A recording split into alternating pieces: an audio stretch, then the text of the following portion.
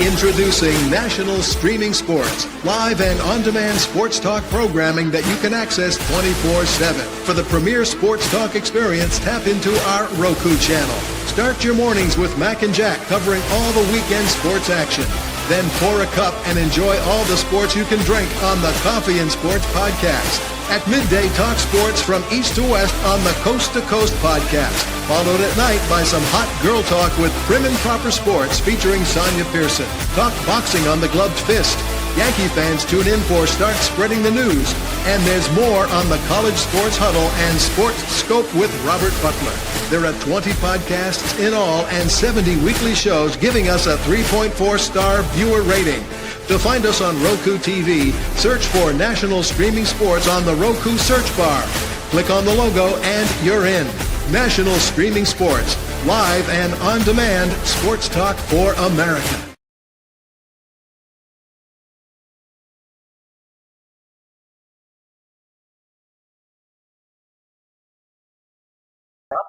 You know, let's bring up Doc. I've never heard this, Doc, in baseball, where the sons end up being on the coaching staff. I think football is one of the only sports that I know of that has, the sons. Can you imagine if Aaron Boone can you imagine if Aaron Boone had a son, or maybe he does, and he's like the bench coach? I mean, I don't know how that would fly. It's definitely unique. I believe a long time ago, Connie Mack's son was with the Philadelphia A's at the time. I believe that's true. Of course, Aaron Boone's dad was a manager, right? So it runs in the family, if nothing else. Yeah, we don't need more Boones with input on the Yankees. Right? Well, no, not at all. Maybe Daniel Boone would have been a good addition. Daniel Boone would be doing a better job in the dugout right now than Aaron Boone. I don't disagree. If nothing else, we could track better. So, there is a player, before we get to Doc and his books and all that stuff. Like a little bit of Yankee news here. They're looking to link to an all-star catcher, the Royal Salvador Perez. They're thinking about maybe going after him. I don't know if I've never watched him play or not. The biggest problem they say in New York is that to handle New York. Jack was on there. He's so tired of hearing of this, about Hicks and about all these other players that Sonny Gray couldn't handle New York.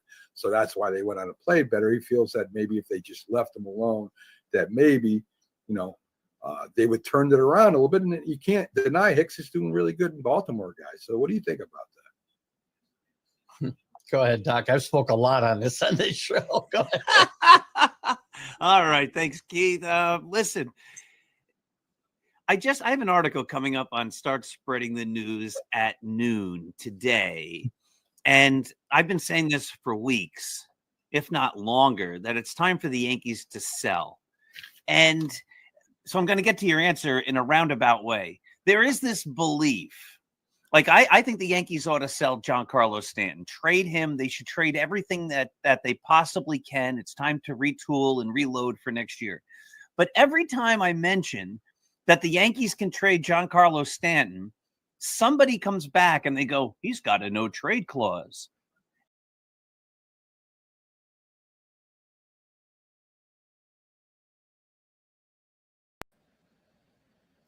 Good evening and welcome to another edition of Prim and Proper Sports. I'm your host, Sonia Pearson, and that clip was, of course, in honor of our great producer, John Mac McGrath. We've been playing segments all week. And so tonight's segment was chosen for one of my friends here that I've met through National Streaming Sports. Let me reintroduce to some and introduce for the first time my friend, Dr. Paul Semendinger. Good evening, Dr. Paul. How are you today? Sonia, I am great, and it's always a pleasure to be here. Yeah, what did you think about my clip? I love that clip. I don't know where I was going with that. I assumed the Yankees were in a big slump, and it was time for me to throw in the towel and see that the Yankees could clear some salary, I guess is what I was going to go for there, so that they could sign some big free agents and move forward. That it looks like Keith and I were also very disgusted with the Yankee manager, Aaron Boone, who I've never been the biggest fan of as a manager. So, yeah, fun stuff. I absolutely loved working with Mac. I don't even know how many years we did it. It had to be 5, 6, 8 years that we worked together. I started off by going on his Saturday show with Mac and Jack. Originally, it was just, can you come on for 10 minutes? That became a half an hour. That became an hour. Then it became the 2-hour show. Can you come every Saturday? And I did that for years. At one point, Mac was sick. I produced the Saturday show with Mac and Jack. Then he said, can you do your own show? So we start spreading the news on Monday nights at 9. Then he said, can you do another show? And that became the Dr. Sem show on Saturday mornings at 7 a.m. And, I had a pleasure twice of meeting Mac in person. Like you and I have never met because we do so much of our talking long distance. But I met Mac and Linda. We went to a football game together with Jack. And I went to Mac's house in Connecticut at one point after my Roy White book was published. Mac helped set up that whole thing. If it weren't for Mac, I would have never had an opportunity to meet Roy White or do the book with Roy White. So I brought Mac an autographed copy that Roy had signed and that I had signed. And I spent, an hour or two in his apartment with him and Linda. And just great to spend time with both of them. And obviously Mac passed about a week and a half ago, and we're all very sad. There's an empty spot in all our hearts for Mac. And, all of our love and condolences go to Linda. And we just, hope that the memories of Mac carry everybody forward, but especially Linda as she deals with the sadness of losing her husband. Absolutely. And that's exactly what it is. We actually have your picture from that game with Linda. And actually, I think it was Jack was in there with you in that picture with Mac. And so I'll try to pull that out. Everything is so technology driven these days. But let me tell everybody, of course, he plugged in some of his stuff. But Dr. Paul is a 35-year educator, you all, retiring as a vice principal of one of the greatest middle schools, he says, on the earth, in the world in 2022. He, of course, has a Dr. Sem Saturday show. It's the Yankee show. You see him wearing his Yankee gear today. He also guest features on the Bronx Beat podcast, another New York sports channel. He does the Mac and Jack show with us occasionally. And he has the Start Spreading the News show that he still does as well. That's all about New York baseball. He is a Jets fan, just to support the home team there. He's also a runner. He's completed 27 marathons. And a renowned author, children's book author, all of that good stuff that Dr. Paul has done. And you guys can find all about him just by looking him up, Dr. Paul Semendinger. He's on there. He has his website, drpaulsem.com as well. You can look at Start Spreading the News .blog. He has a blog he still does. And just a very well-rounded and great guy. So Dr. Paul, once again, it's always great to have you on my platform. Now we know the schedules dropped today, but that is not the most exciting news. We're going to talk about that towards the end, guys. But we will definitely want to give a shout out to Elite Sports Network and Entertainment, the Huddle Sports Network, and of course, National Streaming Sports, all those affiliates sponsoring me on this evening to be able to allow me this platform. Thank you so much, gentlemen, who run those platforms as well. And hello to all of you all coming in. Feel free to say hello and greet Dr. Paul and myself. Breaking news, but not really breaking news, but it is for MLB. Commissioner rescinding some of these eligibility rules for the Hall of Fame award. And of course, Pete Rose, just passing away last year, name was at the top of these 17 players, Dr. Paul, who were affected by this lifetime ban to be able to get into the Hall of Fame. Of course, now this group, this elite commissioner group, is going to be meeting in 2027, where this all will come up again. And so for now, this is a hot topic because for so long, so many people have expressed the records that Pete Rose had, got caught up in his gambling and really no issue with it, no sense of remorse, what have you. But now, his name is coming up again, that he may in fact be still, in the Hall of Fame. Do you think this is a sure win, or is there still going to be some quorums there? All right. So, Commissioner Manfred yesterday took the permanently ineligible list. Pete Rose and Joe Jackson were the two most prominent names on that list, both for gambling. And he said, you're not permanently ineligible through death. If you're permanently ineligible, that ends when you die. And so since Pete Rose and Joe Jackson are no longer permanently ineligible, in theory, they can come up for a Hall of Fame vote. And the next time the era that Pete Rose played in would have a Hall of Fame vote will be 2027. And so, there's the Jets schedule. Yeah, sorry about that. That's okay. And so the question will be, does Pete Rose go in the Hall of Fame? And there's very strong feelings from people on both sides of the issue. On one, Pete Rose is the all-time hits king. No one else has more hits than Pete Rose. He won multiple world championships. He was a big part of the Big Red Machine. He helped the Phillies win their world championship in 1980. He was the player, or one of the few players, that defined basically an entire generation of baseball. But he wasn't a great guy. He did a lot of bad things. He went to jail. He gambled on baseball. He broke baseball's #1 cardinal rule. He bet on baseball when he was a manager. It's some of his own I games. believe he also bet when he was a player. So,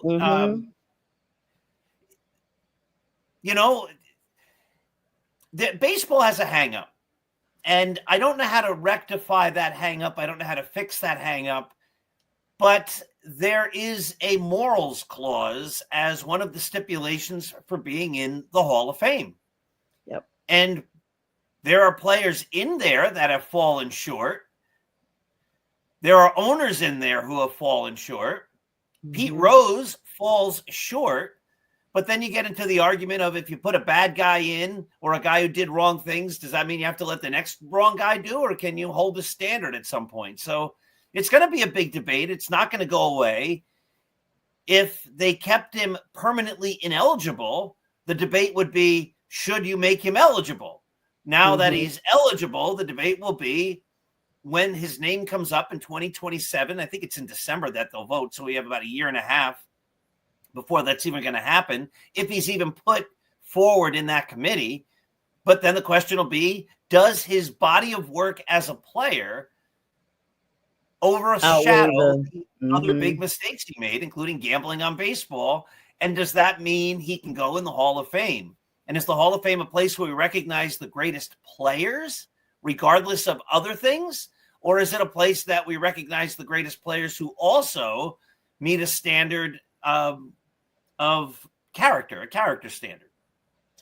Yeah, that's pretty interesting you say that, because that's the toss-up, Dr. Paul, is the moral compass versus the stats, the greatness that we saw on the field. And I always talk about professionalism versus personal. And sometimes the lines get blurred. I mean, we see this in we all are humans. Let's be clear. We see this in so many different aspects, where as soon as there is a mistake made by a player off field, it's brought to light. It's what you do. It's who you are. You're getting paid millions of dollars. You're going to be in the front of the limelight. So you have to be extra cautious, as opposed to, say, me, that is not in the limelight, and something that I may or may not do may go, under the rug. It may not be as pronounced. But you brought out a good point. He was not only a player, he was also a manager, and this behavior continued. And the Rule 21 was what he violated in overall. The commissioner explained that the rationale behind his decision, he made this clear in a letter to Jeffrey Linkove, the attorney for Mr. Rose, when this all happened, and basically said it's permanent ineligibility. It's to protect the integrity of the game from individuals who pose a risk to it. Once an individual has passed away, they no longer present a threat to the integrity of the game. I mean, that is so morbid, Dr. Paul. That's almost akin to, and I literally do this all the time, because everyone knows I have like a law mind. So I always kind of attribute certain things that I see handed down in disciplinary form in sports to the law, the actual law it is. It's kind of like when persons actually commit certain offenses and they're found guilty, they have like a lifetime restriction on them from doing certain activities or being around certain people because of that one act or that series of acts that led them into that situation. And that was just so graphic to know that, okay, you commissioner thought that Pete Rose, when he was alive, was such a detriment to the game that you had to have him literally lifeless before he could be considered ineligible to go into the Hall of Fame. Correct. And I don't think this is a debate that anyone will, no matter what they decide, there is going to be half the population very angry. There are big-time Pete Rose supporters who feel he belongs in the Hall of Fame. He was a great player. And nobody has more hits than Pete Rose. Yep. He has the longest hitting streak since Joe DiMaggio hit 50 in 56 straight games in 1941. Rose hit in 44 games consecutively. I believe it was 1978. He was an all-star virtually every year. He was a huge player. And people will say the statistics, the body of work as a player is enough to put him in the Hall of Fame. Other people will say he broke baseball's biggest rule. He gambled on the game. Every single time he went into a clubhouse, he saw a sign that said no gambling. And then he did it anyway. He thought that he was bigger than the game. He thought he would get away with it. And when he got caught, he lied for a decade or so. Maybe 20 years he lied about it. No. Until he finally came clean and said, I've been lying for 20 years. And a lot of people will say that's enough to disqualify him. I'm sorry. Yeah, no, you're good. I was going to say, let's be clear. He came clean in a private meeting and then put the rest of it in a book. So he never really, he didn't hold a press conference considering he's the greatest player, one of probably the greatest player, I mean, I associate his name up there with Hank Aaron, and DiMaggio, like we spoke about. Pete Rose, 4,256 hits leader, all-time hits leaders. Nobody's touching that. And like you said, though, that's the best way to describe it. It's going to be split down the middle when this comes up. There is the Chicago White Sox gentlemen, the aka the Black Sox from 1919. And those guys been gone a long time. That's over 100 years ago. And their names are going to come up now because they were removed for fixing the World Series. Eddie Ciate, Claude, Lefty Williams, Chick Gandil, Charles Swede, Ritzberg, Buck Weaver, Shoeless Joe Jackson that we spoke about, Happy Felsch, Fred McMullen. And then you look at other ones like their connection to it. Joe Gedeon, banned for his connection to them, like not even necessarily the people doing it. Gene Paulette for involvement in a gambling scheme. And then Benny Call suspended indefinitely about an auto theft. So that's separate. But then you look at, they said that Joe Jackson actually was found innocent later on. He was just basically maybe on the side drinking some lemonade when this was all going down. And he got caught up in that. But the former commissioner, Mountain Landis, was known to be strict as a ruler. I mean, just straight. He had strict disciplinary actions aimed at making sure that the integrity stayed intact. And I'm going to say, because my dad played baseball, he played in a much lower league, but played all over the state of North Carolina. I know he probably would think that Pete should not get in. And let's be clear, at the end of the day, Pete is gone. He's not going to get any of the enjoyment and the recognition that he would have gotten. And it came up on a show I was on earlier. Put his name in there and put the asterisk by it. Like, but for he would have been, that kind of thing. Sure. And that will appease some people. I have to be honest. I don't really have a strong feeling either way. If they put him in, I get it. No one's going to say, I want to be like Pete Rose. If people go in the Hall of Fame and they study the people in the Hall of Fame, if you study Pete Rose, the first thing you're going to know is that he was kicked out of the game. He was made permanently ineligible. He was only made eligible again after he died. Why? You're going to ask the question. You're going to look it up. And part of Pete Rose's legacy is going to be all the bad things he did. other sports, I don't think have a character clause when it comes to their halls of fame. They Yeah, just are NFL they just surely induct doesn't. the greatest players. Mhm. Shoeless Joe Jackson claimed he wasn't part of the fix. He did well in that World Series, but he did take the money. And so he was definitely accomplice. He didn't know what was happening. He didn't turn the other people over. And he was a great hitter. He was such a great hitter, believe it or not, that Babe Ruth modeled his own swing after Joe Jackson. That's what a great I did hitter not he know was.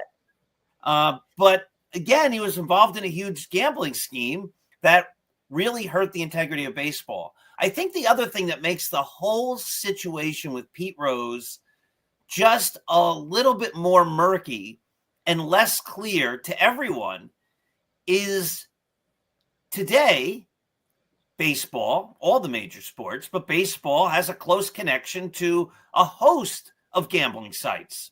You watch a Yes. baseball game and they put up gambling odds. Yep. Baseball has gotten into bed with gambling. The Yes. owners, the league has decided that the money that gambling offers is too good to pass up, and it's some discongruous in a way that you can have a hard stance on guys who gambled while you're encouraging everyone who goes to the game to gamble. Mhm.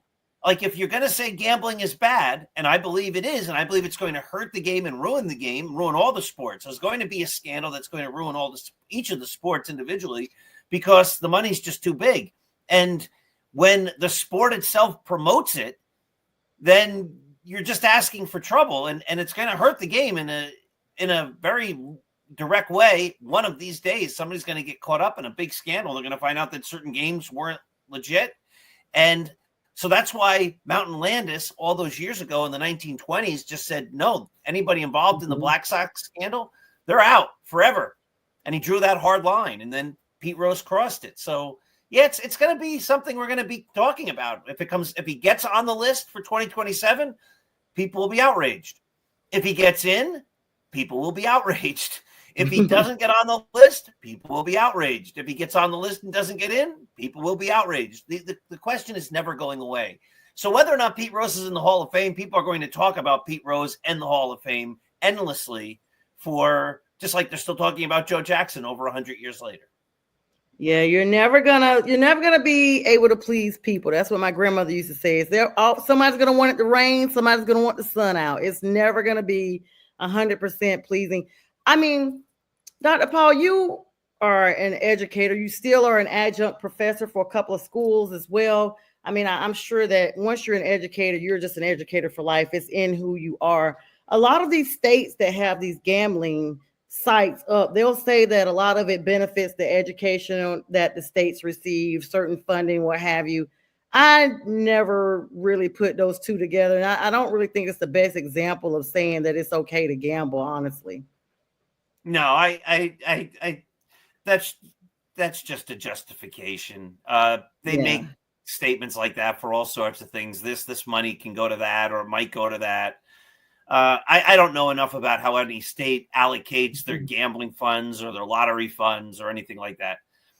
I can only say that when you're talking so much about bets that have to do with whether a guy throws a strike or not, or whether a guy hits a foul ball or not, or whether in the Super Bowl it's heads or tails, or how long the national anthem goes, and there's millions of dollars being bet on these things, there are going to be less than scrupulous people who are going to go, wow, I could be set for life if I sing the national anthem and hold the note for an extra 3 seconds. And that doesn't affect the game, but if I swing through a fastball on 3-0 in the third inning of a game we're losing 10-0, that doesn't really matter. I can make a lot of money. Or if I'm an umpire, if I call that close pitch a ball, I could make a lot of money. There's so many ways that somebody could be influenced.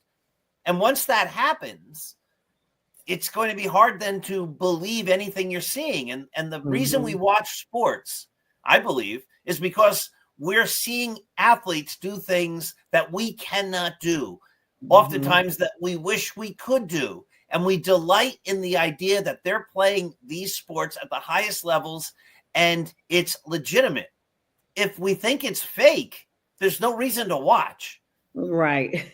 Right. They have prop bets on everything. You made a good point. Like even with, Taylor Swift being at the Super Bowl, how many times she's going to be shown. It takes the fun away, Dr. Paul, when I agree. You're so busy talking about the over under and it's like I never really even understood it. We actually did some of those just for fun on the network. And I always had to have somebody explain it to me, the point spread for the game. I'm like, can I not just pick the winner or the loser, the person I think is going to win? Because even if you think they're going to win, the way it works is if you don't pick the correct point spread, you still lose. And I was like, that is the craziest thing I have ever heard. But Shohei Ohtani, we're speaking about baseball. He was able to avoid this type of scandal by, I want to say his interpreter assumed the responsibility. I just for sake of that, I still feel like in my mind, you come from another country to this country, you have to know at least a little bit of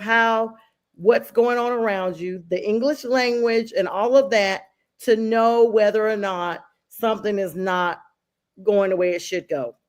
And of course, his excuse was, well, in Japan, we do these types of things. They're not forbidden over there. Over here, as a player, you cannot, participate in these. So his interpreter is going to jail or is in jail at this point because of this. Right. Hey, listen, you have to know the rules of the country. If you're going to get $700 million to play baseball, you got to know what the rules are. I didn't follow that all that closely.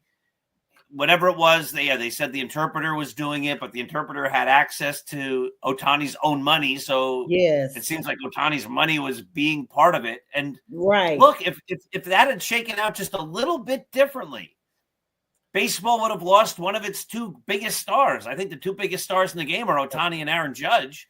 Yes. And that would have rocked the sport. Mm-hmm. Listen, I'm so against gambling in sports that on Start Spreading the News, I've been offered a gazillion times from various gambling sites to put up ads on my site or to put up gambling odds or to put up articles that have to do with gambling. We will pay you. We will give you money. I get requests like this all the time. And I've never said yes, and I won't say yes because I'm not going to be part of that hypocrisy where I say gambling is bad, but I'm taking gambling money. I'm not. No, I think gambling's bad. I think it's terrible for the sport. I think it's going to lead to every sport being brought into question. Here, this is Sports Network. I'm not putting you on the spot. But who's the heavyweight champion of the world in boxing? Right. Yeah. And I love boxing. I used to love boxing. I don't know. But there's been so many times I talk about fights being fixed that people don't necessarily trust the sport. Nobody trusts. We don't follow it anymore. You used to be like, oh, it's Joe Frazier or Muhammad Ali. Like we used to know. You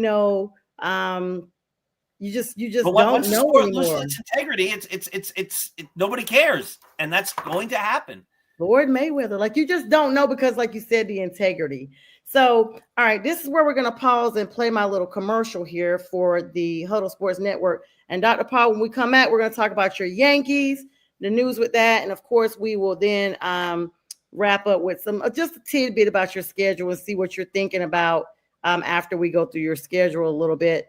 And other than that, we want everybody to grab your favorite drink and snack because Dr. Paul and I will be right back.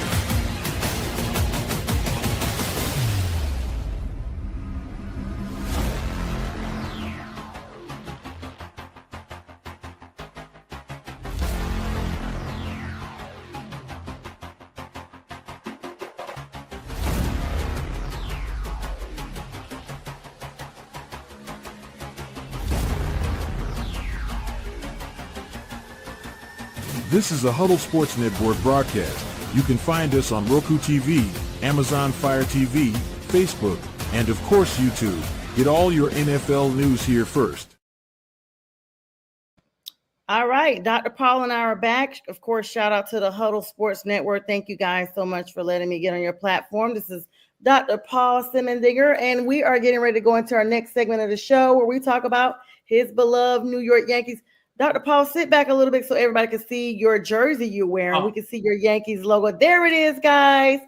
Yankees in the Bronx. Of course, Dr. Paul here. Right now, the Yankees are actually playing. Well, they won over the Mariners 3-2. Very slow game when you see it, low scoring, very defensive game. What's going on with your Yankees here? I mean, we got Crawford's walk-off, lifts the Mariners past the Yankees in that second 2-1 in the 11 innings. They were talking about that a couple of days ago or a day ago. And then, of course, Mariners star Julio Rodriguez robbed Trent Grisham of a home run and a spectacular catch. That was today's game. But then let's talk about Juan Soto, because he definitely knows how to await what's for him in the Subway Series that the Yankees are taking part of right now.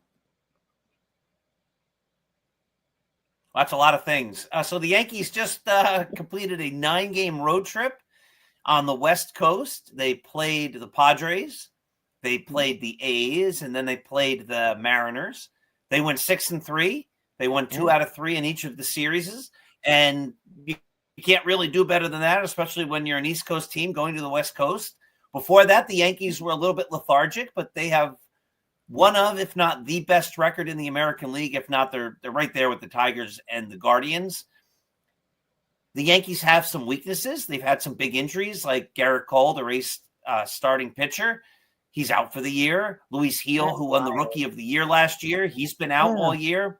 But Max Fried, who they signed, has been terrific. And Aaron Judge, from the Braves. Aaron Judge is having one of the greatest seasons of all time. And it was a 2-2 game today until the 8th inning, and Judge launched yet another home run. He's hitting well over 400. Yeah, it's crazy. And, when we watch Aaron Judge right now, we're watching greatness. He's breaking baseball. That's how great he is right now. And it's fun and it's wonderful. And, the Yankees are looking very, very good right now. So it's very exciting to watch them win. When they don't win, I get down on them because I think they should always be better than they are. But right now they're doing great. So I don't have anything negative to say right now. That catch Rodriguez made in the first inning off Trent Grisham, he went over the wall and robbed him of a homer. Would have been 1-0 Yankees to start. But if that had happened, maybe Aaron Judge doesn't hit the big hit, the big homer late in the game. And it's nice when Aaron Judge gets all the accolades. So let's not forget Paul Goldschmidt came off the bench to get that tied up game. I mean, 377 was the distance that he made. I mean, what a hit. Just explosive play today. And like I said, when it's low scoring like that, that's a good defensive matchup. Tell us about the most recent game you attended in person, Dr. Paul. That's a great question, Sonia. The last time I went to a game, it was last spring. I haven't been to Yankee Stadium, I don't think, in over a year. But I had the chance to get unbelievable tickets in the moat. The Yankees have this section that's sort of cut off from everybody else, and it's called unkindly the moat because it's sort of like the big players get to sit in these really special seats with waitress service and free food. Cool. I was able to sit there down but right by the field, maybe 3 rows from the field, and it was awesome. I don't get to as many games as I should or I'd like to. I'm very busy. I'm writing books, as you know, adjunct professoring, always seem to call back into schools to help out with one thing or another. Have my family, have my grandkids, have the blog. There's so many. I'm so busy that it's sometimes hard to get to Yankee games. But so speaking of gambling, if you go to Yankee Stadium, there's ads all over the walls about Bet 365 and this one and that one. So, but it's a special thing when you get to go to a Yankee game.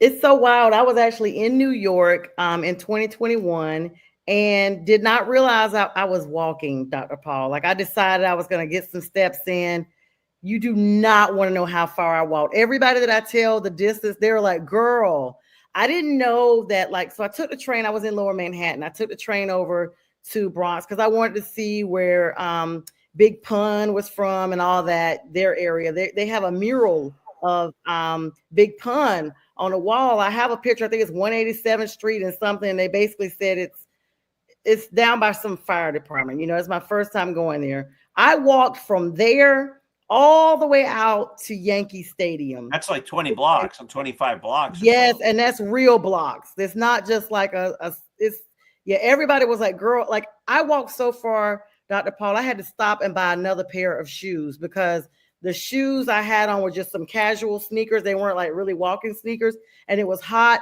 and the soles were starting to like kind of warp as I was walking. I didn't know how far the walk was, but there was a game that day. And I actually got myself, and I should have worn it today. I got myself a Yankee shirt and my pup one. They're navy blue. We could have been twins because I'm a Braves fan. Because I'm from North Carolina. We didn't have a baseball team, and so I've always liked the Braves since I was probably in middle school. So now that I live in Atlanta, of course, I'm always a Bravos fan, as they say. But I'm always partial to the Yankees. I don't know what it is. I just always loved you guys. And, you know, now having Aaron Judd, I follow the news from time to time. You know, you guys were rumored to have these torpedo bats. You guys did this beat down on the Padres 21-0 a few weeks back that really got everybody talking about those torpedo bats. They're not illegal. For everybody that's wondering, like I've read up on it. I was like, what is this torpedo bat? It's about the handling. You know, Dr. Paul has anyone that's a non-Yankees fan, because I'm sure Yankees fans don't care. Has any non-Yankee fan questioned you about the legalities of these torpedo bats? No, everybody knows they're legal. They're within the rules. It's just a different way that the bats are set up. People have been using different type bats forever. You know, heavier bats, skinnier bats, wider bats, thinner handles, where they cut out the ends of bats. I mean, I have a whole yes. of bats over here. I didn't know this. I didn't know this. I never knew you could do all this stuff. In fact, every single player has a bat specially made to his specifications. The bats all have to be within the rules of baseball. But if you ever go to the Louisville Slugger Museum in Louisville, Kentucky, they will show you how each different player would actually design his own bat to meet what he feels would be best for him. And I still play baseball, and the different players on my team and different players around the league, they all have different ideas of what they want in a bat.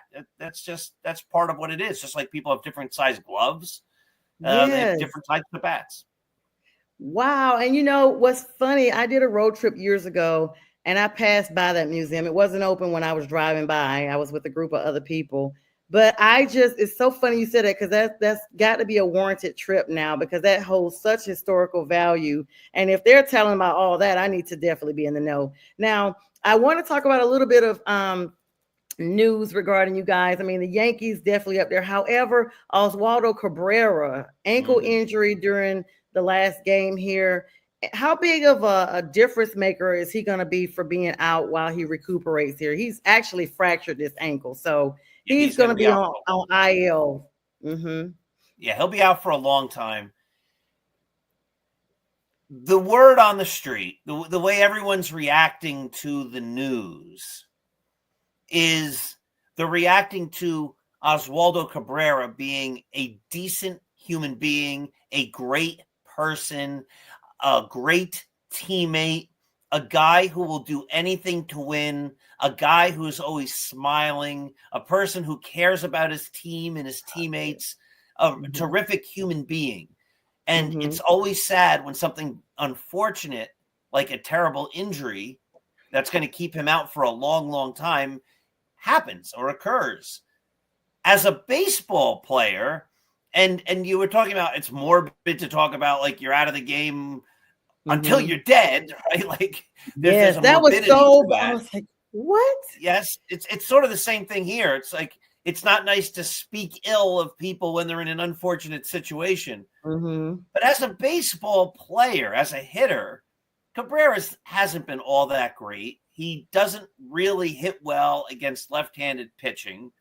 People have talked about maybe he shouldn't even switch hit anymore or try to switch hit. Oh, wow. He's been a good major league player, but his impact as far as the Yankees winning games and losing games, I don't think will be tremendous because it's not like they lost Aaron Judge. They lost a guy who's, a good fill-in ball player who has been playing third base this year, but nobody ever anticipated him to be the everyday third baseman. They anticipated that Oswaldo Cabrera would be a guy who plays a little here and a little there and do it willingly and happily and contribute as best he can. But he's not a superstar. He's a role player.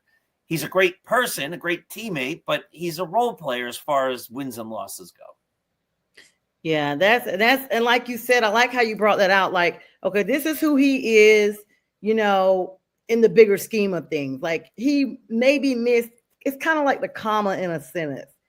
There's always something after the comma. Like, yes, he will be missed, but we have Aaron Judge. Like, we're not that concerned. He's not the period of the team.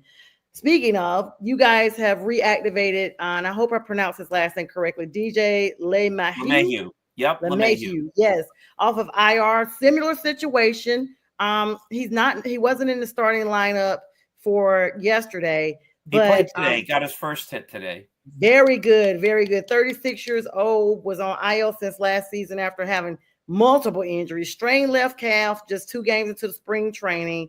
Played only 67 games last season while having a bone bruise in his right foot, fractured right foot, and then a right hip impingement. Wasn't even that productive when he was on the field, Dr. Paul. And he literally had multiple injuries in several quadrants of his body. I'm surprised he was able to just stand upright on the field like that. DJ LeMahieu was a great hitter. The last time he was a great hitter was probably 2020. He's a terrific defender. He's well-liked also on the team. I think he's a good guy. I don't know if he's a good baseball player anymore. We're going to find out. He's going to fill in because Oswaldo Cabrera is injured. One of the realities of sports is sometimes when one guy gets hurt, it gives somebody else an opportunity. Jazz Chisholm, the second baseman, is hurt. He's going to be out a while. Now Oswaldo Cabrera is hurt. He's going to be out for a long time. And so now DJ LeMahieu has probably his last chance to prove that he can hit as a major leaguer and stay healthy as a major leaguer, which is something he hasn't really done for the last number of years. Yes, the Kleenex mentality. It's like if you pull one out, there's always somebody right there ready to take your place. So can't afford to go down with an injury. And not only that, when you come back, there's a human aspect that you might not be ever 100%. You would never be restored, even with surgery. And I know this, Dr. Paul, just from having my own shoulder surgery. They even tell you, I can get you to about 95%. You don't think, okay, that 5% is going to be significant until it's years later and you're feeling pain every time it gets cold outside. That's your 5%. And you can't lift your arm. And you're like, well, I thought you were going to get me to 95%. You did. 95 is still not 100. It's close, but 100 is 100. 99 is not 100. There's no difference in these two comparisons.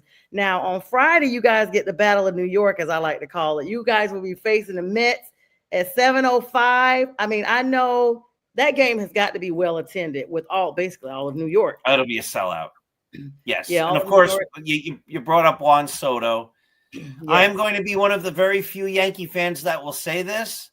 I do not hate Juan Soto. I like Juan Soto. I'm glad he was a great Yankee last year. I wish the Yankees kept him. They didn't. I do not begrudge him for going to the Mets. People say he should have been loyal to the Yankees. To that, I say, why? Why should he be loyal to the Yankees? He was a Washington National. They traded him. He was a San Diego Padre. They traded him. So now then he becomes a Yankee. What is it about the Yankees that he needs to be loyal to? And Yankee fans, listen, I love the Yankees. I talk about the Yankees every day. I run a Yankees website. Yes. I've been a Yankee fan longer than most people have been alive at this point.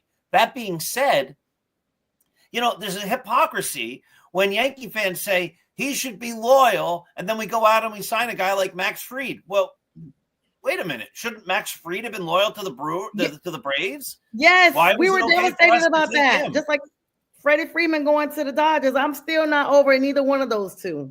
Right, but players aren't going to be loyal to teams, and the Yankees love to spend more money to bring other players to the Yankees. Exactly. So you can't cheer those guys and then boo Juan Soto because he left, because they did the exact same thing. And I also wonder, any of the people who are booing or are going to boo Juan Soto for leaving the Yankees in their own lives, would they have taken more money and fewer years, or would they have said no? And in their own lives, have they ever left a job for a better offer? And if they have, just on a smaller scale, aren't they doing the exact same thing that Juan Soto did? So why can you boo? Are you going to boo yourself?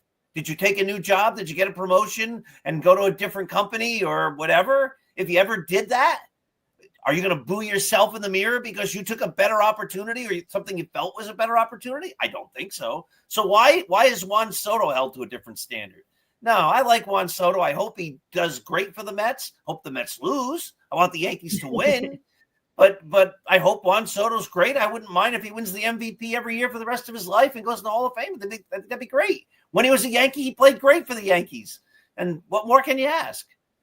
Yeah, and for those who don't know, Dr. Paul is a motivational speaker. He is also a religious speaker. So he's going to give you the good advice, the good voice of reason. I love that. I grew up in the church. For those that don't know, most of my audience does know that. So I'm taking notes over here, Dr. Paul. Like you're keeping it real, you're keeping it positive, and you're making folks be accountable in the process. Now, I want to talk about this formation of you guys. They actually call it the Mets-Yankees rivalry. Not sure why they got the Mets name first. I'm going to say Yankees-Mets rivalry. It goes way back. Brooklyn Dodgers, New York Giants, and the Yankees, 3 Major League Baseball teams of the New York City from 1903 to 1957, which I don't know if I told you this, Dr. Paul. My grandfather lived in Brooklyn, so he was there during some of that time. He literally lived off Flatbush, right across from Barclays Center, where the Nets play, of course. And so anyway, for most of that time, the Giants played in Manhattan, Dodgers in Brooklyn, Yankees in Bronx. And of course, Yankees still in Bronx. And I guess the Dodgers are still in Brooklyn. I don't know. I didn't see their stadium when I was there. But throughout their team, the 3 teams chronicled a fierce intra-city rivalry. Dodgers-Giants rivalry was formed by both teams' competition for dominance in the National League, exemplified by Bobby Thompson's shot heard round the world. I do remember that. In the 1951 National League tiebreaker series. And of course, the Yankees, as the city's only American League team, would form the Giants-Yankees rivalry and Dodgers-Yankees rivalry around their multiple Subway Series competitions, where the 2 teams where the Yankees would compile a 10-3 record in the 13 All-New York World Series. I mean, that is absolutely big. And of course, so much background. You guys got to definitely read up on that. In 1958, the New York teams, the National League teams, actually moved to California, Giants to San Francisco to become the San Francisco Giants, and the Dodgers to LA to become the LA Dodgers, which is where they are now. Yankees were then becoming New York City's only Major League Baseball team until 58, when they expanded and the Mets joined the National League, and the Mets sought to create a fan base from fans that had departed from the earlier NL teams and adopted the Giants' New York insignia in the giant color of orange set against a cap of Dodger blue, colors that also adorn the New York City flag and coat of arms. Mets played their first 2 seasons in the Giants' old stadium, the Polo Grounds, before moving into Shea Stadium in the borough of Queens. So long history there. You know, New Yorkers, you guys stay literally culturally rich, and I love that. I mean, all the way back from baseball, America's favorite pastime, to the New York cheesecake, all of that. Like, there is a reason why. I mean, I know it's a cliche, but I do love New York. So I'm just so happy to have you on, Dr. Paul. All right. So, I mean, I know you're going to get back over to Yankee Stadium pretty soon. You know, once you slow down with some of the stuff you've got going. I know you're super busy. As we get ready to wrap up our last 10 minutes, Dr. Paul, it's always great having you on. We're going to talk about your schedule. Now, the schedule was just dropped out just a couple of hours ago. Let's make sure you can actually see this. I'll make it nice and big.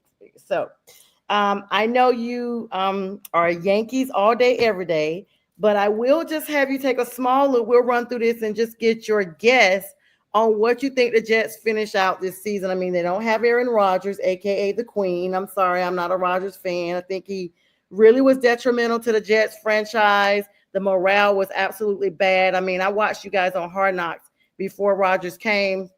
Well, actually, as he was coming in, he wasn't there. You could just see the cameras were all surrounding him. I saw Sauce Gardner off to the side, who just everybody's numbers just plummeted under Aaron Rodgers' leadership. So you guys are going to be kicking off. I love how they did these. It's almost like you have to literally interpret what this is. On September 7th, you guys will be opening up, going to be playing on CBS at 1 p.m. Eastern Standard Time against the Pittsburgh Steelers, the team that has actually been rumored to be interested in signing Aaron Rodgers.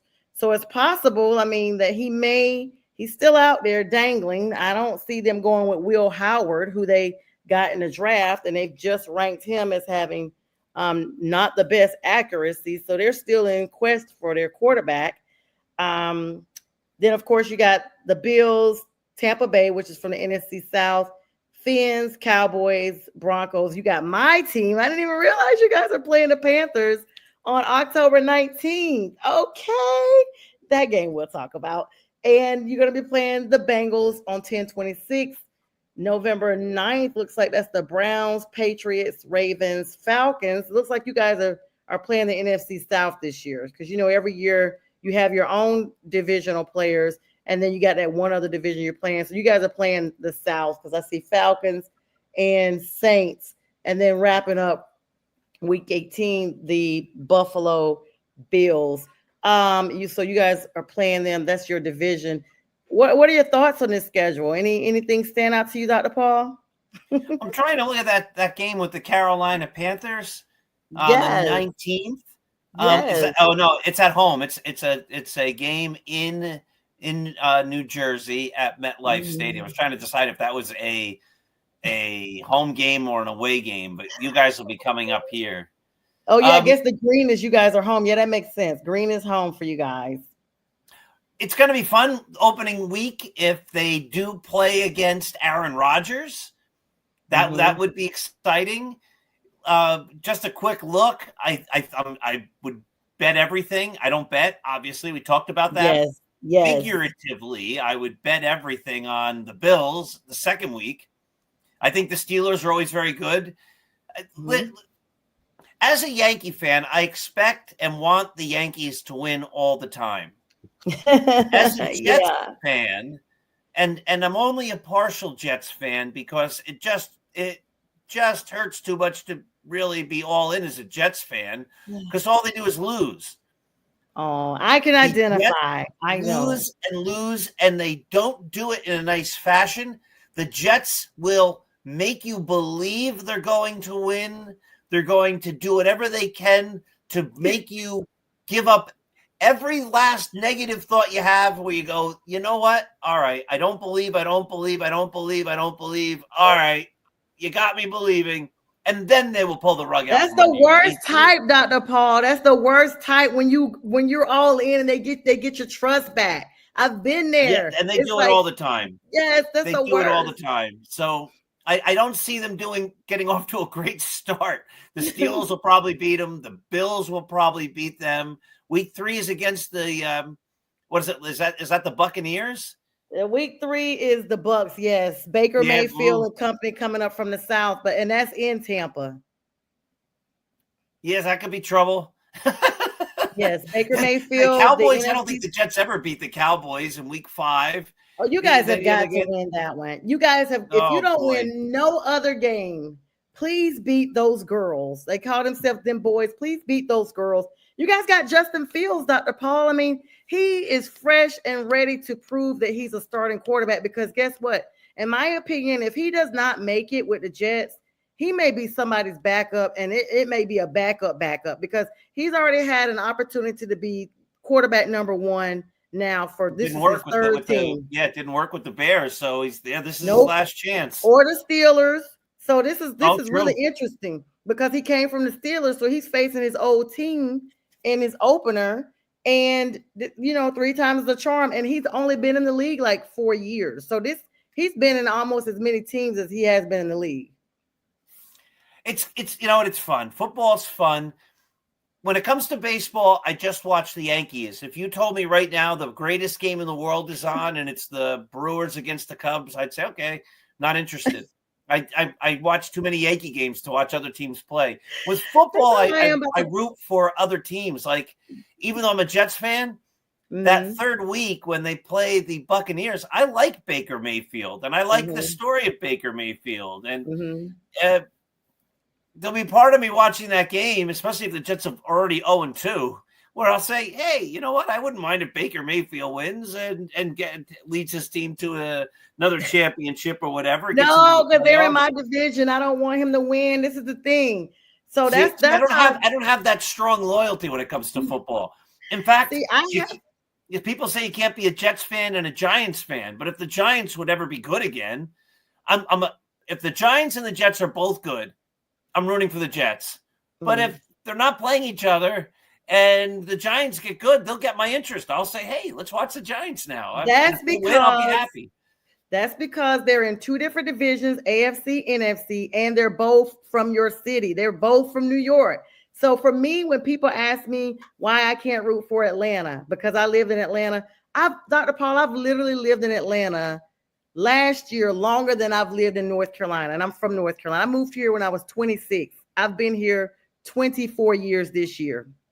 So I have been here longer because even though I moved here at 26, I lived in Virginia for 4 years. So I've been here longer, but I cannot root for the Falcons because they're in the same exact division we're in, NFC South. I will root for the Hawks. I will root for the Braves, even against the Hornets. Sometimes I'll kind of just be like, I'll go to Hawks games and I'll wear like a Hornets shirt or something and Hawks shoes or something. I'll mix it up. So I really don't care who wins. That's how I am when they play each other. But for the Falcons and the Panthers, as a matter of fact, the only reason why I've gotten into other teams is podcasting, because in 2016, when I started my YouTube, I was doing podcasting just about the Panthers. And then I was like, you know what? The Panthers are losing. This is the 4th season they're now losing. I got to find something else. So I started watching other teams we play just to see what what they were bringing to the table. And it became interesting. Like, I never rooted for them, but it just spread out to where you see me today, that I kind of have like a balanced knowledge of all teams. And so just like how you only watch the Yankees, that's how I usually only watch the Panthers. Everything else, I just get the highlights. Same thing with these NBA playoffs. The Knicks are probably about to fold up the Celtics as we speak. And so, I'm a Jason Tatum fan. He went down injured. Kudos to the Knicks. They're probably going to get it done. They were up 3-1 anyway. And I hope the Knicks win it all for Mac, if for no other reason. So there's that. But yeah, Dr. Paul, always great to have you on. Tell us how to find you as we get ready to wrap up this last segment here. Oh, I'm all over. You can find my personal blog. It's drpaulsem.com.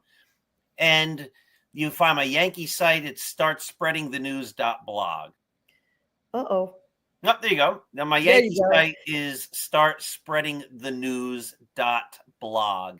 We put up new articles every single day at 6 a.m., 10 a.m., 2 p.m. And then during the game, there's always a game thread. And after the game, there's what we call the quick hit, where we talk about who won and who lost, etc. So we've had millions and millions of page views. Come to Start Spreading the News and buy my books. They're great. You'll love them. They are great. And someone just dropped me a comment and said the Celtics are actually winning right now. That's a shock, Dr. Paul. So, I mean, to me at this point, it's like they're delaying the inevitable. Let's be clear. They can win to stay in today, and then it'll be over the next matchup. Dr. Paul, always great to have you on. Know that you have an extended invitation at any time. We're going to rebroadcast this show at 2 a.m. Eastern Standard Time. You guys make sure you check out Dr. Paul. He's everywhere. Like he said, he's not hard to find. Start Spreading the News, all of the shows that he's on, we talked about. And Dr. Paul, we'll see you again next time. We again appreciate you, and have a great night, everybody. Appreciate you too. Thank you, Sonia. Thank you.